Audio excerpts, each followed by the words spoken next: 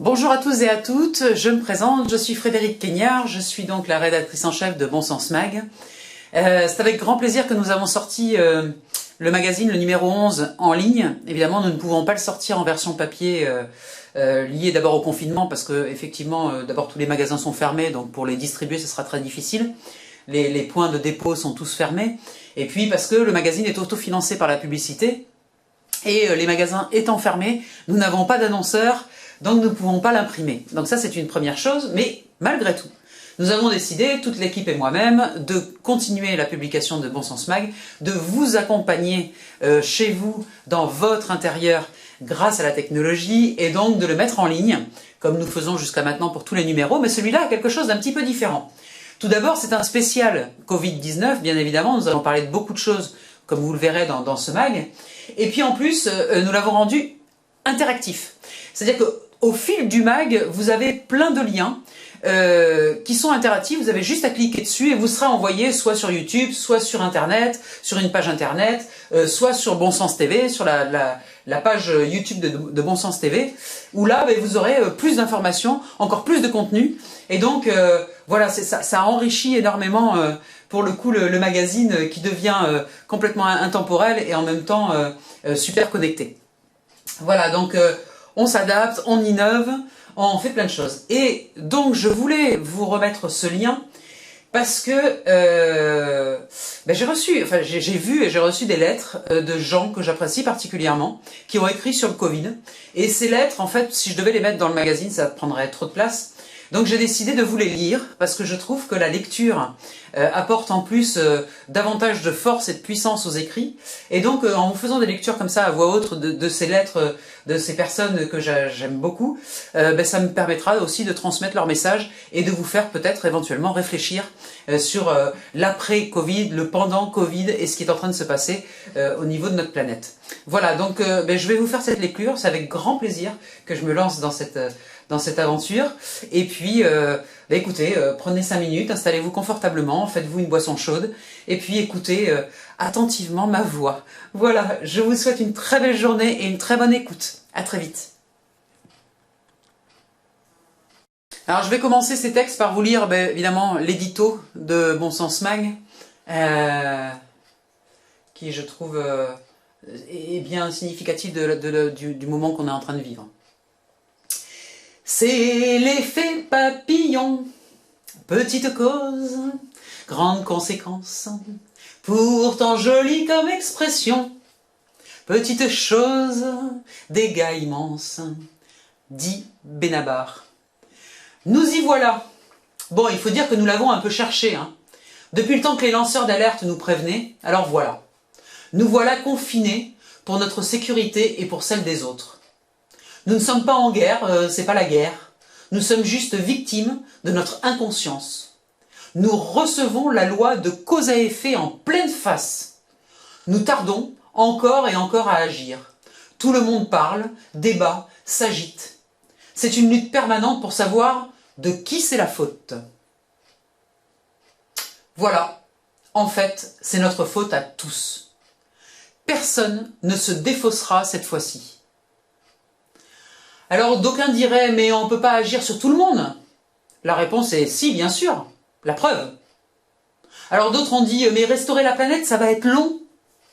La réponse est, la preuve que non. La planète, le vivant, nous aide encore, épargne certaines de nos vies. Je dirais que ce virus est un premier avertissement puissant. Qu'allons-nous en faire? Qu'allons-nous décider au sortir de cette crise? Allons-nous continuer à gagner notre vie? Et pourquoi pas apprendre à respecter la vie au lieu de la gagner?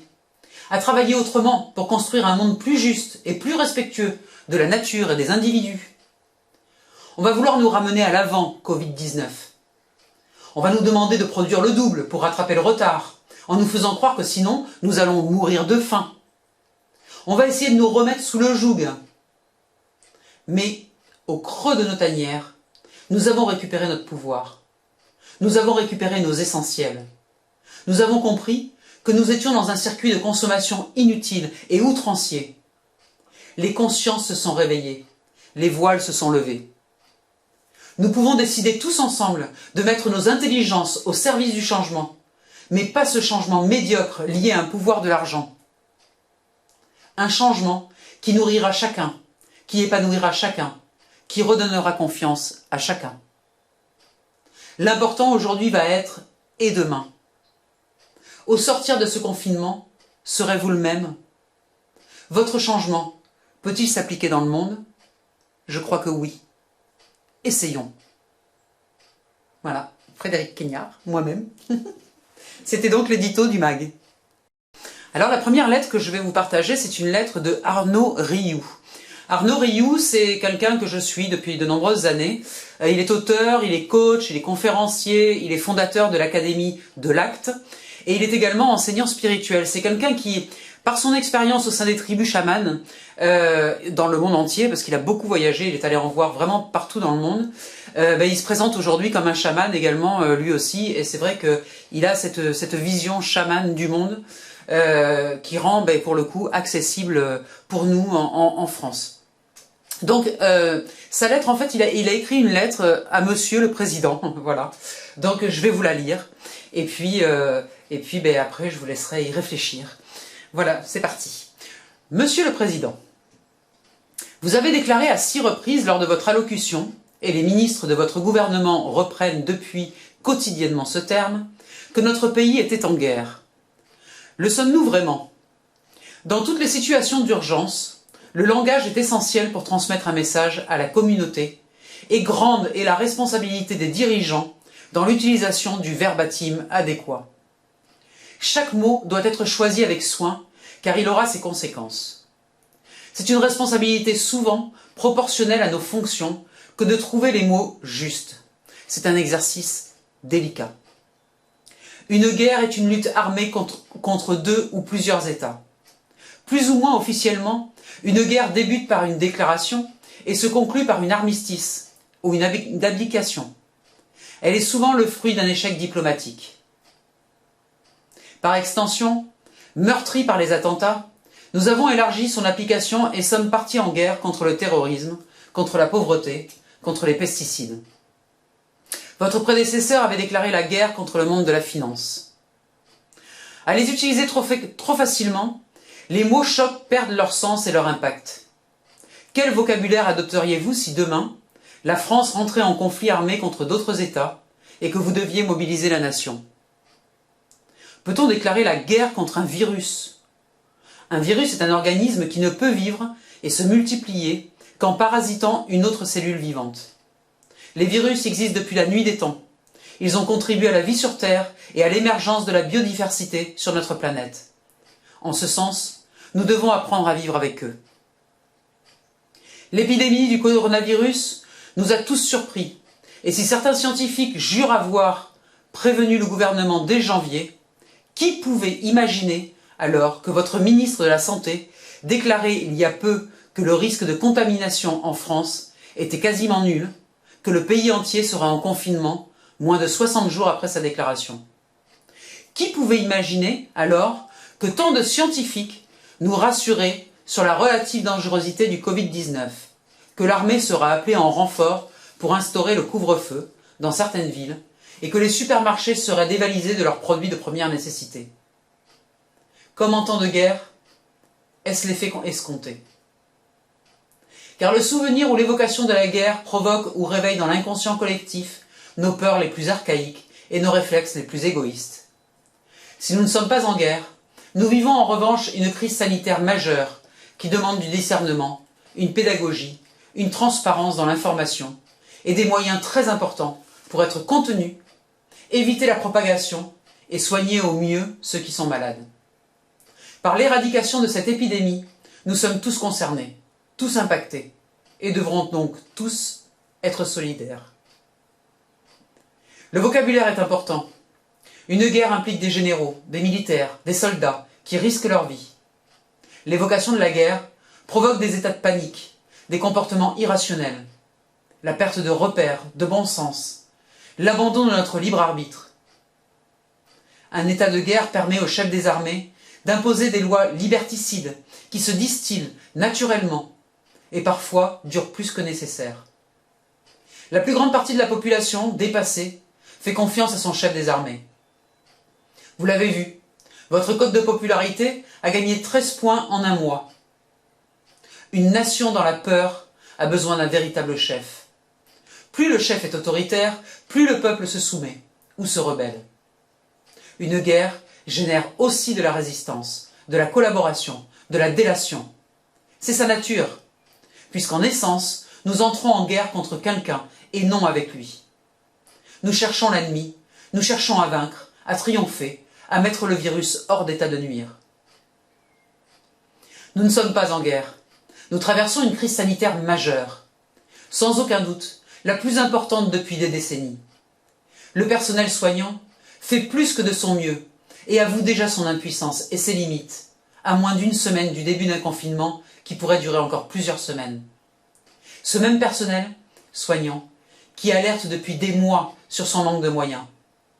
Alors que 1600 médecins et chefs de service annonçaient leur démission il y a 3 mois, exténués, découragés. Alors que des images d'infirmières gazées lors de manifestations faisaient la une des journaux. Étions-nous en guerre alors? Les soignants ont-ils reçu les moyens qu'ils demandaient alors? La crise que nous traversons dépasse le simple coronavirus. C'est une crise sanitaire majeure qui touche tout notre système de santé et va affecter durablement notre économie, notre géopolitique, notre rapport à la santé, à la famille, à l'éducation. Nous comprenons mieux, chacun, la métaphore de l'effet papillon, qui nous rappelle que les battements d'ailes d'un papillon dans la forêt amazonienne ont des répercussions dans le nord de l'Islande. Nous avons pu voir que la consommation dans une province chinoise d'un animal protégé et hautement symbolique a des répercussions sur l'économie mondiale et, accessoirement, sur la consommation de pâtes italiennes dans les provinces françaises. Nous sommes tous liés. Il n'y a pas d'ennemi à l'extérieur. La particularité d'une crise, c'est qu'elle est nécessaire. Il existe un idéogramme en Chine pour écrire le mot crise. Cet idéogramme associe 2 notions, celle de danger et celle d'opportunité. Une crise est ainsi une opportunité d'amélioration. Déjà 1 mois de confinement nous a permis de baisser le niveau de CO2 de 6% et de soulager la terre, l'air et les océans qui étouffaient. Rappelons que la population est responsable de 800 000 morts, la pollution, est responsable de 800 000 morts par an en Europe et 9 millions dans le monde chaque année. La crise que nous traversons est une opportunité douloureuse, insupportable pour beaucoup, mais nécessaire pour tous, pour considérer que nous arrivons à la fin d'un cycle. Dans ce nouveau cycle, nous devrons mieux rétablir les liens entre nos différents systèmes, le système de santé, celui de l'écologie et de l'économie. Dans une guerre, nous luttons contre. Dans une crise, nous transformons avec. La science l'a prouvé. La peur et le sentiment de séparation fragilisent notre immunité. Et c'est bien d'une immunité forte dont nous avons besoin. Celle-ci ne naît pas dans la guerre, elle naît dans la conscience, dans la confiance et dans la paix. Compte tenu de votre responsabilité et de votre impact, je forme le vœu que vous sachiez toujours trouver les mots justes pour nous rappeler que nous sommes en paix. Une paix qui demande de la vigilance, du discernement, de la discipline, de la conscience et de la responsabilité. Et que c'est justement parce que nous développerons la paix en nous et autour de nous que nous ferons l'expérience de la guérison. Non pas contre, mais ensemble. Voilà, cette lettre a été écrite le 22 mars, donc de cette année, évidemment, de 2020. Et je vous laisse réfléchir et savourer tout ce qui a été dit. Là, je vais passer à la suivante.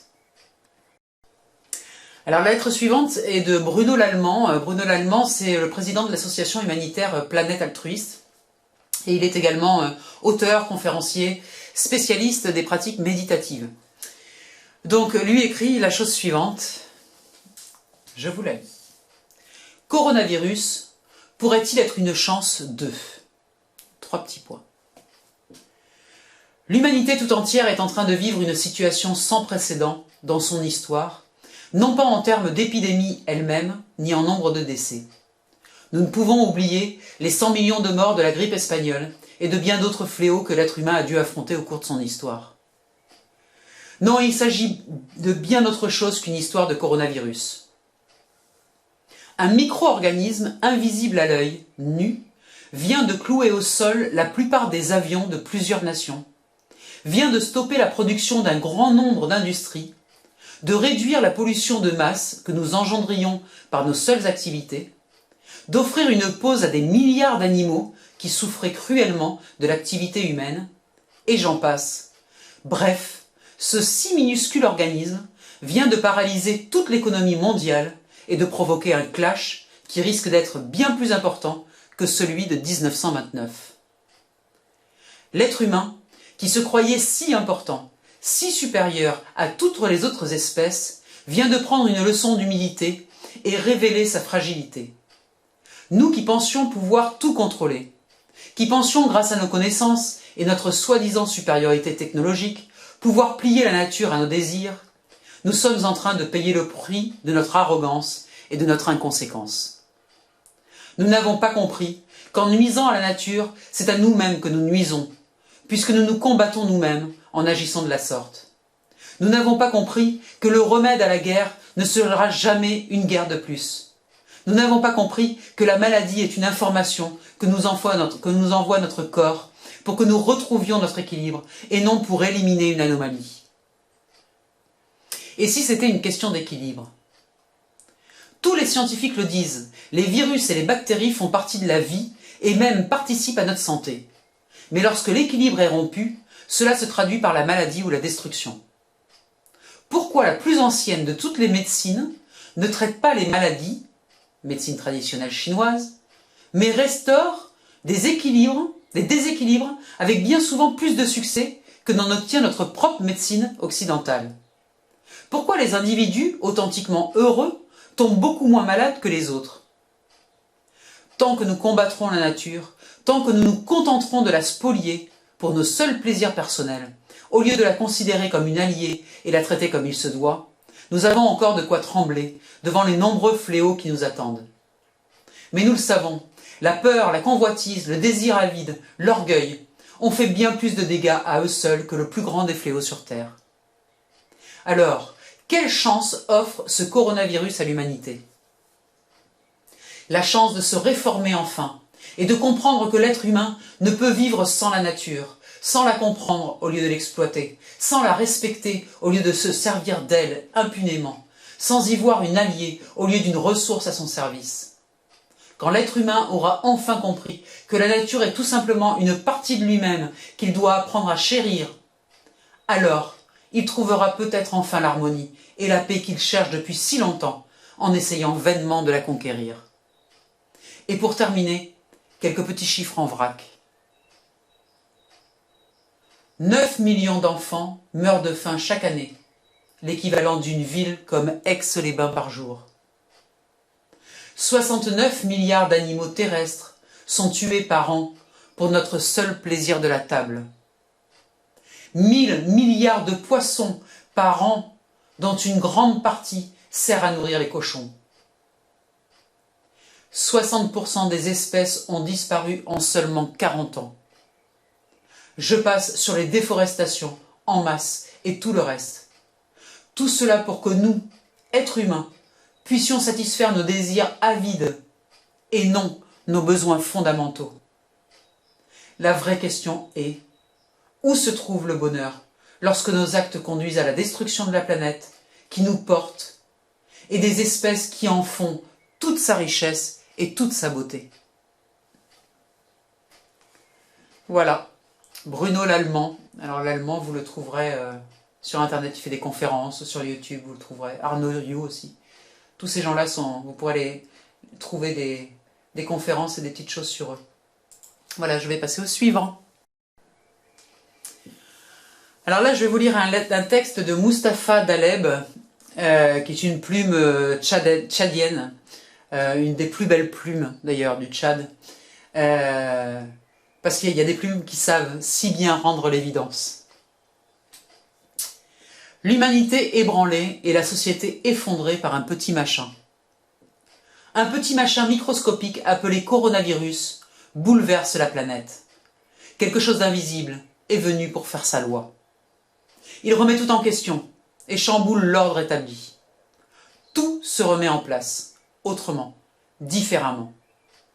Ce que les grandes puissances occidentales n'ont pu obtenir en Syrie, en Libye, au Yémen, ce petit machin l'a obtenu. Cessez-le-feu, trêve, etc. Ce que l'armée algérienne n'a pu obtenir, ce petit machin l'a obtenu. Le Irak a pris fin. Ce que les opposants politiques n'ont pu obtenir, ce petit machin l'a obtenu. Report des élections, des échéances électorales. Ce que les entreprises n'ont pu obtenir, ce petit machin l'a obtenu. Remise d'impôts, exonération, crédit à taux zéro, fonds d'investissement, baisse des cours des matières premières stratégiques. Ce que les gilets jaunes et les syndicats n'ont pu obtenir, ce petit machin l'a obtenu. Baisse de prix à la pompe, protection sociale renforcée. Soudain, on observe dans le monde occidental, le carburant a baissé, la pollution a baissé. Les gens ont commencé à avoir du temps. Tellement de temps qu'ils ne savent même pas quoi en faire. Les parents apprennent à connaître leurs enfants. Les enfants apprennent à rester en famille. Le travail n'est plus une priorité. Les voyages et les loisirs ne sont plus la norme d'une vie réussie. Soudain, en silence, nous nous retournons en nous-mêmes et comprenons la valeur des mots solidarité et vulnérabilité. Soudain, nous réalisons que nous sommes tous embarqués dans le même bateau, riches et pauvres. Nous réalisons que nous avions dévalisé ensemble les étagères des magasins et constatons ensemble que les hôpitaux sont pleins et que l'argent n'a aucune importance. Que nous avons tous la même identité humaine face au coronavirus. La peur a envahi tout le monde. Elle a changé de camp. Elle a quitté les pauvres pour aller habiter les riches et les puissants. Elle leur a rappelé leur humanité et leur a révélé leur humanisme.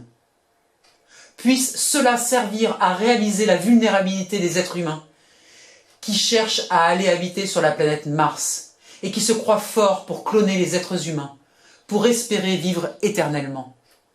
Puisse cela servir à réaliser la limite de l'intelligence humaine face à la force du ciel. Il a suffi de quelques jours pour que la certitude devienne incertitude, que la force devienne faiblesse, que le pouvoir devienne solidarité et concertation. Il a suffi de quelques jours pour que l'Afrique devienne un continent sûr, que le songe devienne mensonge. Il a suffi de quelques jours pour que l'humanité prenne conscience qu'elle n'est que souffle et poussière.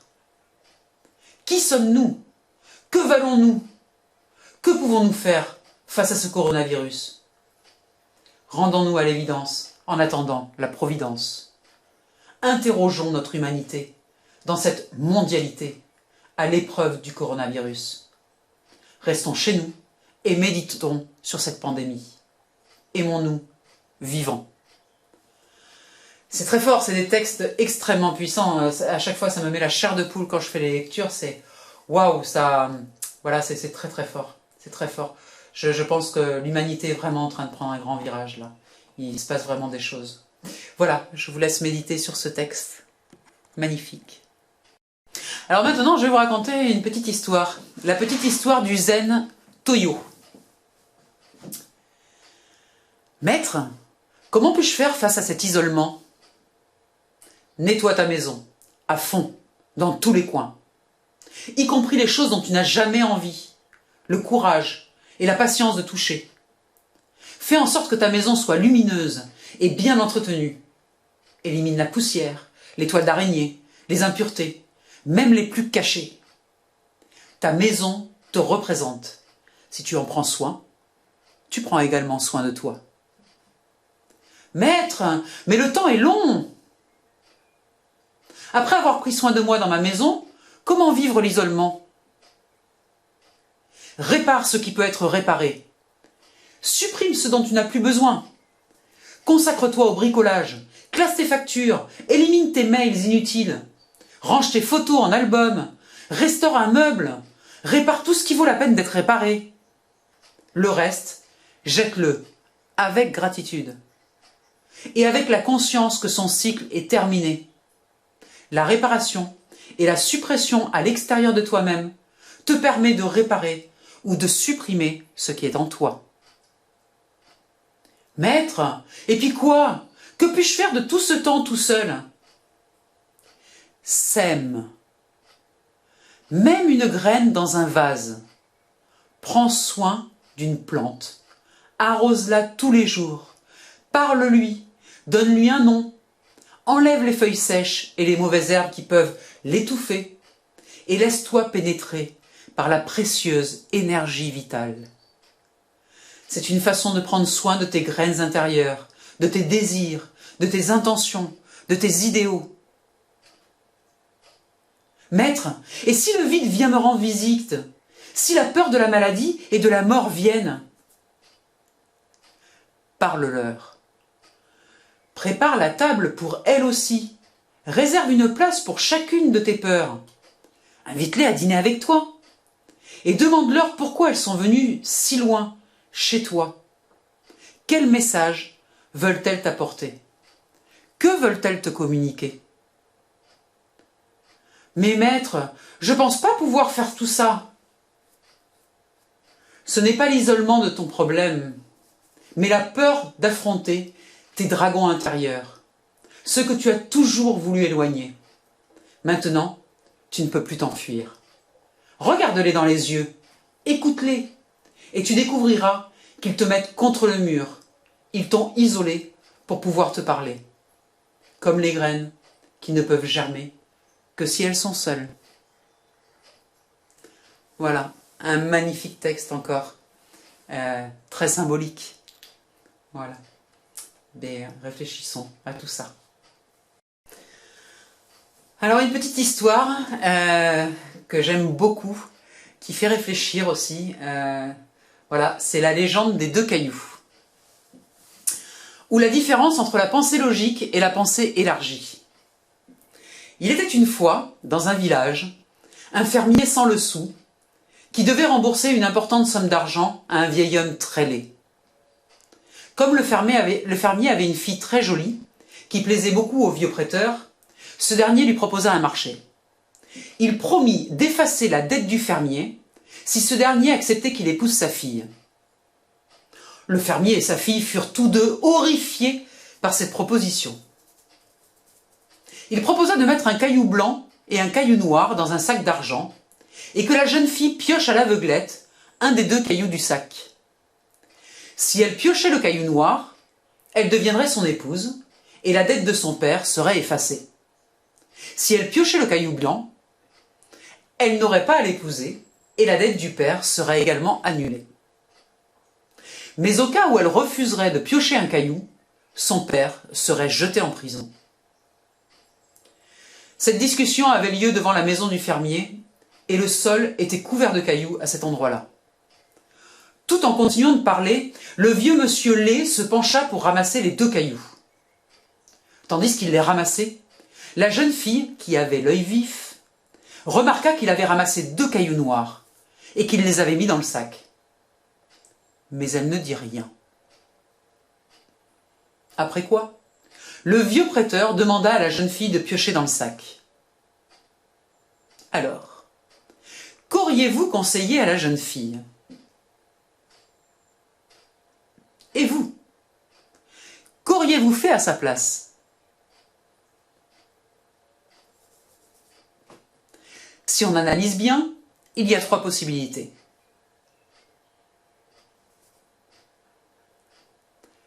La première, elle pouvait refuser de piocher un caillou, ce qui enverrait son père en prison.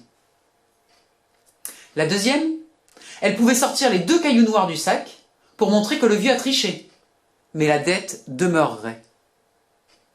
La troisième, elle pouvait piocher l'un des deux cailloux noirs et se sacrifier en épousant le vieux pour épargner l'emprisonnement de son père. Cette histoire a pour but de vous faire apprécier la différence entre la pensée logique et la pensée élargie. Le dilemme, posé par la jeune fille, ne peut être résolu de façon équitable par la pensée logique traditionnelle. Pensez aux conséquences de chacune des trois options possibles. Alors, qu'auriez-vous fait? Eh bien, voici ce que fit la jeune fille. Allez, réfléchissez encore un peu avant que je vous dise la solution. Bon, allez, je vous la dis. Elle piocha dans le sac et en sortit un caillou qu'elle laissa habilement échapper de ses mains. Aussitôt, il se fondit au milieu de la multitude de cailloux noirs et blancs, jonchant le sol, sans que l'on puisse le distinguer des autres. « Ah, est-ce que je peux être maladroite !» s'exclama la jeune fille. « Mais qu'importe, puisqu'en sortant du sac le caillou qui reste, on saura lequel j'avais pioché en premier, n'est-ce pas ?» Le caillou restant était noir. Le premier caillou pioché ne pouvait être que blanc. Et comme le vieux prêteur n'osa pas avouer sa malhonnêteté, la jeune fille transforma une situation qui semblait impossible en un dénouement fort avantageux. La morale de cette histoire est qu'il existe une solution pour la plupart des problèmes complexes. C'est juste parce que l'on ne sait pas toujours regarder les choses sous le bon angle. Voilà, une belle histoire qui fait encore réfléchir. Alors j'avais également envie de vous faire une lecture de l'article que j'ai fait dans le mag, dans Question Point de Vue, sur la peur, parce que c'est quelque chose de tellement important aujourd'hui, et cet égrégore, il est extrêmement puissant, donc j'avais envie de vous le faire en lecture à voix haute. Voilà. Allez, on prend l'énergie qui va avec, donc. Nous traversons une expérience inédite. Bien évidemment, on nous parle de la grippe de 1918, la fameuse grippe espagnole, mais il est vrai qu'aucun d'entre nous ne l'ont vécu, ou en tout cas ne s'en souviennent. Le refuge. Il est très difficile pour l'être humain d'appréhender quelque chose qu'il ne connaît pas. Et si en plus, cette chose est menaçante pour sa vie, cela le fait basculer automatiquement dans un instinct de survie, la fuite. Dans ce cas, la fuite n'étant pas possible car le virus touche toute la planète, il reste un refuge, la peur. C'est curieux de parler de la peur comme d'un refuge. Pour un être humain, la peur est un moteur indispensable pour trouver des ressources en lui de courage, de force, de combativité. Chacun a déjà vécu des moments de capacité physique surdéveloppée lorsqu'il avait peur. Allez, cherchez bien. Je suis sûr que vous allez trouver. Physiquement, nous allons sécréter davantage d'adrénaline. Cette hormone répond à un besoin d'énergie, entre autres, pour faire face au danger. Alors maintenant que nous avons bien compris ce que nous apporte la peur comme capacité, comprenons également les effets indésirables de la peur. La peur est comme un voile qui vient nous chercher et nous envoie son lot de scénarios. Peur de la maladie, de la mort, de manquer, mais aussi la peur de la peur. Lorsqu'en plus l'extérieur s'en mêle et vient apporter de la nourriture à cette peur, cela devient extrêmement anxiogène. Compteur de morts à la télé, les mots utilisés, la guerre, le manque, l'injustice, la solitude, les enterrements, la contamination, l'isolement, le décès, etc. j'en passe. Il faut savoir que lorsque l'on a peur, on est beaucoup plus facilement malléable. Si votre plombier vous explique que la fuite de votre robinet va entraîner une inondation dans la maison, qui en plus ne sera pas remboursée par votre assurance, car vous n'aurez pas changé votre robinet, qu'allez-vous faire? Soit vous n'avez pas peur, on ne vous la fait pas, vous allez changer le joint, soit par votre peur, vous allez laisser le plombier faire tout ce qu'il veut, et ça va vous coûter un bras. Pour ne plus avoir peur, pour ne pas qu'on vous la fasse, il existe une solution. Connaître son sujet et relativiser. La peur, c'est quoi? La peur, elle peut se manifester sous forme d'émotion ou sous forme de sentiment. Quand je prends ma voiture et qu'un sanglier traverse la route, je vais piler et je vais avoir peur, ce qui va m'éviter l'accident. C'est une peur émotion. Ça ne dure rarement plus de 90 secondes. Si j'exprime ma peur, ça peut durer un peu plus, mais il s'agit toujours d'une émotion. La peur-émotion est utile et on ne peut pas agir dessus. Cela permet de se mettre en mouvement. Mais si je réprime ma peur et que je la fais tourner en boucle, ça devient un sentiment. Et là, ça colle à la peau. Durée de vie d'un sentiment entre 45 secondes et 90 ans. La peur devient de la panique interne, qui n'est pas du tout rationnelle. Elle est auto-alimentée par moi et par ce que je peux trouver à l'extérieur pour la nourrir. C'est pas l'événement qui me fait peur, c'est les histoires que je me raconte autour de cette peur. Je vais créer ma propre souffrance et mon enfermement. La seule question à se poser à ce moment-là est, est-ce que l'histoire que je me raconte me fait du bien? Si oui, gardons-la Et sinon, la gardons pas et prenons de la hauteur. La crise sanitaire n'est pas une guerre. Dire que l'on est en guerre donne une mauvaise information. La guerre est faite avec le but de gagner quelque chose. Ici, on n'a rien à gagner. On a juste à comprendre ce qu'il s'est passé et où ça se place pour que cela n'arrive plus jamais. La première chose, bien évidemment, c'est le terrain. Si notre corps aujourd'hui n'arrive plus à résister à des virus, posons-nous les vraies questions. Pas de savoir si les virus sont de plus en plus forts, mais si les humains ne sont pas de plus en plus faibles. Cette leçon doit provoquer un vrai électrochoc pour la population mondiale. Nous avons la chance d'être tous touchés, quelle que soit notre origine, notre niveau social, notre couleur de peau, notre éducation. C'est un message fort.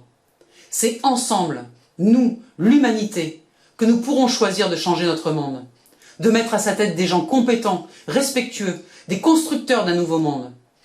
L'argent ne doit plus être l'unique valeur, et il nous faut, dans cette énergie d'argent, y insuffler des valeurs humaines disparues depuis si longtemps. Pour cela, nous allons avoir besoin de courage, de force, d'endurance, d'amour aussi. Utilisons cette peur comme un moteur. Développons ses magnifiques qualités et prononçons plus jamais ça. Ne pensons pas à ce que nous allons perdre, mais plutôt à ce que nous allons gagner ensemble. Je compte sur vous comme vous pouvez compter sur moi. Je vous embrasse. Frédéric Quignard. Voilà. Je pense que cet article sur la peur, il est super important parce que beaucoup de gens se connectent à cet égrégore de peur qui est extrêmement puissant. Donc vraiment, prenez du recul. Occupez-vous, de votre santé. Mangez correctement, faites tout ce qu'il y a à faire pour enlever cette peur. La peur, elle disparaîtra lorsque vous vous sentirez fort. Voilà. C'est terminé, ces petites lettres, ces petites histoires que je voulais partager avec vous.